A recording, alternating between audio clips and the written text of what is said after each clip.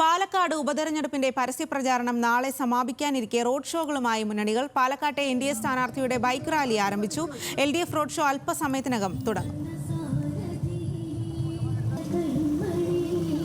ജനാധിപത്യ പൂജാരിയും ജനകോടികളുടെ തേരാളിയുമായ ഇന്ത്യൻ ഭീഷ്മാചാര്യൻ ശ്രീമാൻ നരേന്ദ്രമോദിയുടെ ഹരങ്ങൾക്ക് ശക്തി പകരാൻ വിവരങ്ങളുമായി പിരായിരിയിൽ നിന്നും സരീഷ് PK ആണ് ചേരുന്നത്. സരീഷ്, ഒരു മാസം നീണ്ടുനിന്ന വലിയ തരത്തിലുള്ള പ്രചാരണം, അതിനാണിപ്പോൾ ഏകദേശം അവസാന ഘട്ടത്തിലേക്ക് എത്തുന്നത്. ഇനി ഒരു ദിവസം മാത്രമാണ് ബാക്കിയുള്ളത്. ഏത് രീതിയിലാണ് ഈ റോഡ് ഷോ ഒക്കെ മുന്നണികൾ കൊഴുപ്പിക്കുന്നത്?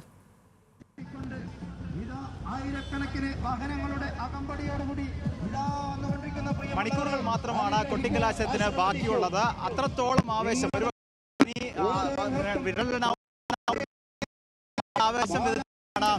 NDA സ്ഥാനാർത്ഥി C. കൃഷ്ണകുമാറിന്റെ ബൈക്ക് റാലി ഇപ്പോൾ മുന്നോട്ട് പോകുന്നത്. പിരായിരി പഞ്ചായത്തിൽ നിന്നും ആരംഭിച്ച് മാത്തൂർ പഞ്ചായത്തിൽ സമാപിക്കുന്ന രീതിയിൽ രണ്ട് പഞ്ചായത്തുകളെ ബന്ധപ്പെടുത്തിക്കൊണ്ട് നൂറുകണക്കിന് ബൈക്കുകളെ അണിനിരത്തിക്കൊണ്ട് വലിയൊരു റോഡ് ഷോ ആയി തന്നെയാണ് ഈ റാലി പോകുന്നത്. നൂറുകണക്കിന് പ്രവർത്തകർ ഈ റാലിയുടെ ഭാഗമാവുന്നു. ഒരുപക്ഷെ കഴിഞ്ഞ ദിവസങ്ങളിലെല്ലാം അല്ലെങ്കിൽ കുടുംബയോഗങ്ങളും ഒപ്പം തന്നെ ഈ മറ്റ് യോഗങ്ങളും മാത്രമാണ്, ഗൃഹസന്ദർശനങ്ങളും മാത്രമാണ് BJP നടത്തിയത്. മറ്റ് റോഡ് ഷോകളോ അല്ലെങ്കിൽ കൺവെൻഷനുകളോ വലിയ രീതിയിൽ നടത്താൻ BJP തയ്യാറായിരുന്നില്ല. എന്നാൽ അവസാന പ്രചരണം അവസാനിക്കാൻ മണിക്കൂറുകൾ മാത്രം ബാക്കി നിൽക്കെ എന്താണ് യഥാർത്ഥത്തിൽ BJPയുടെ മണ്ഡലത്തിലെ ശക്തി എന്ന് വിളിച്ചോതുന്നതിൻ്റെ ഒരു സാമ്പിൾ വെടിക്കെട്ടായി ഇതാ ആദ്യ ദിനം, അതായത് നാളെ ഇതിനും വലിയ പൂരം കാണാം എന്നാണ് നേരത്തെ BJP പ്രവർത്തകരെല്ലാം പറഞ്ഞത്.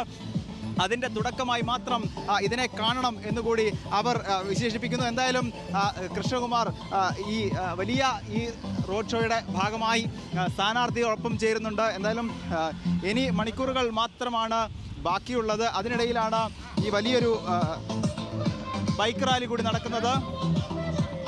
ഇനി കൊട്ടിക്കലാശത്തിന് മണിക്കൂറുകൾ മാത്രം. ഒരുപക്ഷെ അതേ ആവേശം വിതച്ചുകൊണ്ടാണ് ഇപ്പോഴത്തെ ബൈക്ക് റാലി. അപ്പോൾ 100% ആത്മവിശ്വാസത്തിലാണ് BJP പോകുന്നത്. ഇത് 3 പഞ്ചായത്തിലെ മാത്രം പ്രവർത്തകർ പങ്കെടുക്കുന്ന റോഡ് ഷോ ആണ്. ഞങ്ങൾ രണ്ട് മുന്നണികളെയും പോലെയല്ല, പാലക്കാട് നിയോജക മണ്ഡലത്തിൽ ഞങ്ങളുടെ സംഘടനാ ശക്തി എന്നുള്ള തെളിയിച്ചുകൊണ്ടുള്ള ബൈക്ക് റാലിയാണ് ഇത്. ഞങ്ങളുടെ ആത്മവിശ്വാസം, ഞങ്ങളുടെ പ്രവർത്തകരുടെ ആത്മവിശ്വാസം ഇരട്ടിയാക്കുന്ന ബൈക്ക് റാലിയാണ്. നേരത്തെ നമ്മൾ പ്രവർത്തകരുമായി സംസാരിക്കുമ്പോൾ അവർ പറയുന്നത് നാളെ എന്താണോ കാണുന്നത് അതിന്റെ ഒരു സ്റ്റാർട്ടിംഗ് മാത്രമാണിത്. ഇതൊരു സാമ്പിൾ വെടിക്കെട്ടാണ്. ഇത് സാമ്പിൾ വെടിക്കെട്ടാണ്. ഇതിനെ മറികടക്കാൻ രണ്ട് മുന്നണികൾക്ക് സാധിക്കില്ല. ഇറക്കുമതി ചെയ്യേണ്ടി വരും. ഇറക്കുമതി ചെയ്യേണ്ടി വരും ഈ നിയോജക മണ്ഡലത്തിന്റെ പുറത്ത്.